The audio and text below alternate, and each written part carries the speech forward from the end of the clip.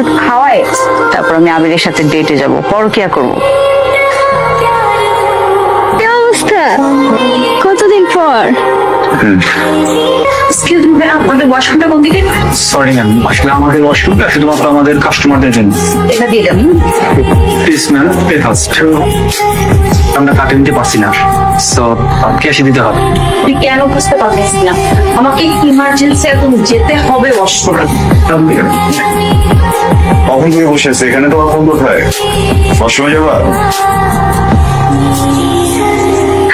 জান, তুমি এখানে আসতে হবে।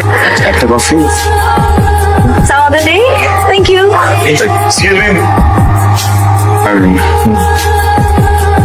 কন্ট্যাক্ট চাচ্ছেন, রাইট? কোনো অসুবিধা নেই, let's walk. Sure.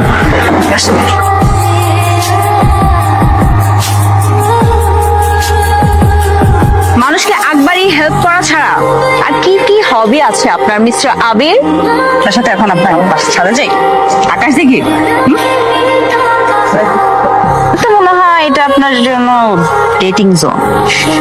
The only person যে এখানে আসছে, এর আগে এখানে কোনো মেয়ে আসেনি। কিছু নাই, কি দেখবো বলেন তো? চোখগুলো একটু একটু ছোট করে ফেলেন, দেখা যায় যান। হ্যাঁ,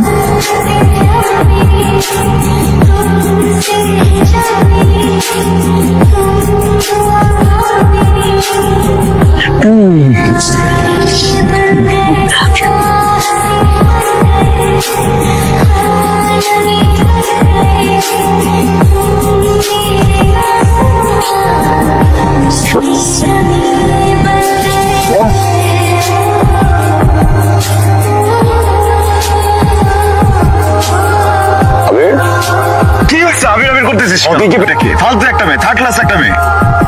যাওয়ার আগে মানে ম্যানারটুকু তো থাকতে হবে, বলে যাবে তো। এই ধরনের মেয়েগুলো প্রত্যেকদিন একটা ছেলের সাথে দেখা করে, এন্ড এদের হচ্ছে গিয়ে থার্ড ক্লাস একটা মেয়ে। আমার দোষ, আমি এখানে নিয়ে আসছি। ভাবি, আমি সিনথিয়া।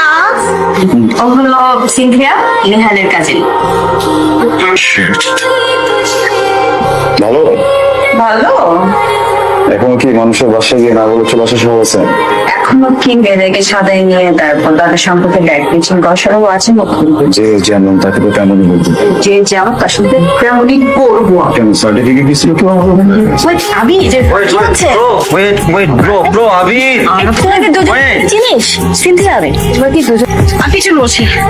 কেন পেছনে যাবে কেন? এমনি আমার ভালো লাগতেছে না এখানে বসে, এই সিট ঠান্ডা লাগে।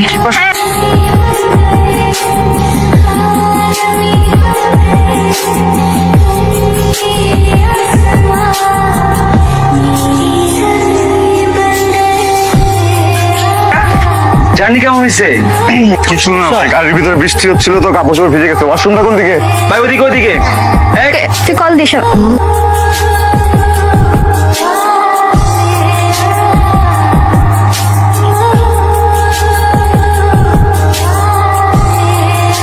কতদিন পর আমাকে পেছন থেকে দেখে চিনে ফেল না।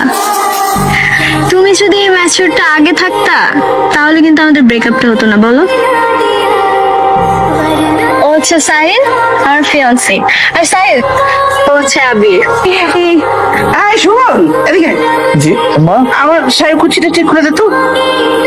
আর ও তো সিনথিয়ার ফিয়ান্সে। ফিয়ান্সে মানে সিনথিয়াকে বিয়ে করতেছে? ফ্যামিলিকে বুঝাইতে হবে যে দুজন ঠিক হয়ে গেছি, ঝগড়া টগড়া সবকিছু শেষ।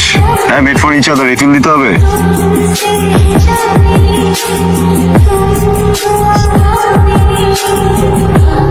জি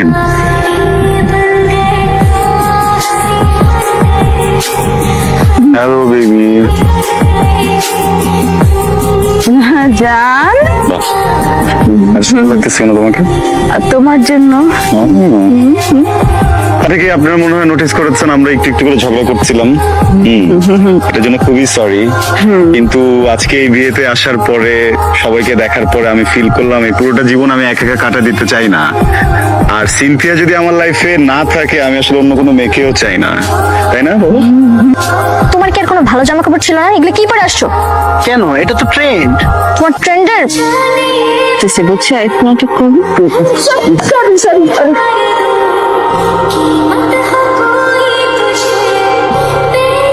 আবিশ তুমি কি ব্যস্ত? না, কিছু বলবা? হ্যাঁ বলতে চাচ্ছিলাম কিছু একটা, বাট মানুষের লাইফে চেঞ্জ হতে মানুষের সময় লাগে, তাই না? আপস এন্ড ডাউন সিচুয়েশন, লাইফে ম্যাচুরিটি আসে, তাই তো মনে আছে আমি তোমাকে সবসময় বলতাম তুমি ম্যাচিওর, তুমি ম্যাচিওর। আসলে আমি ম্যাচিওর ছিলাম, তাহলে হয়তো আমাদের ব্রেকআপটা হতো। আর আমি আমার লাইফের বেস্ট মানুষের সাথে আর বাকিটা লাইফ কাটাতে পারতাম। আমরা কি আবার আগের মতো সবকিছু ঠিক করে নিতে পারি না? Thank you. আমার ইগোর জন্য বা আমার মনে হচ্ছে যে ও এই খুনটা না করলেও পারতো, সবকিছু মিলে না কেউ যদি ভুল করে সবসময় তারই দায়িত্ব না ভুলটা শুধরানোর। আরেকজন মানুষেরও দায়িত্ব আছে তাকে সময় দেয়ার, তাকে ভয়ঙ্কর রকমের লাভ ফিল করতেছে ওর জন্য এখন। Thank you, thank you.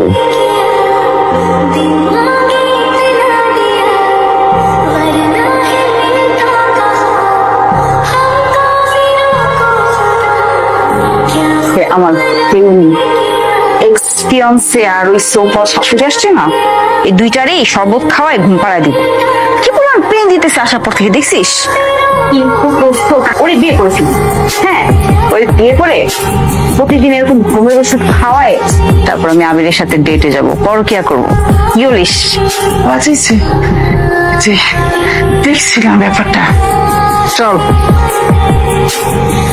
কারণ কালকে ফার্স্ট টাইম ওর কারণে একটা কিছু রিয়েলাইজ করছি যেটা আগে কখনো বুঝিনি। Thank you.